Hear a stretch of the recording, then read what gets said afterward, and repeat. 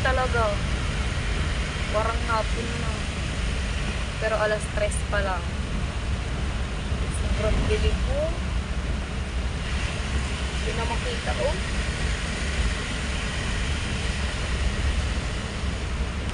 Sobrang lakas ng ulan. Hindi na makita ang daan. Sobrang lakas. Ma, Oh, tawad yung sasak yung karo natin kuan.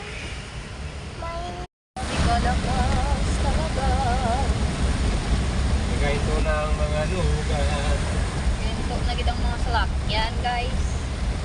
Kaya kusutos. So, ginang ulan, guys.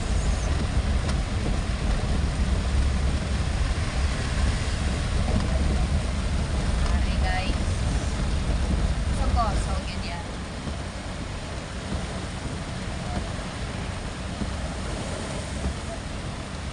Nagabaha na ginatala.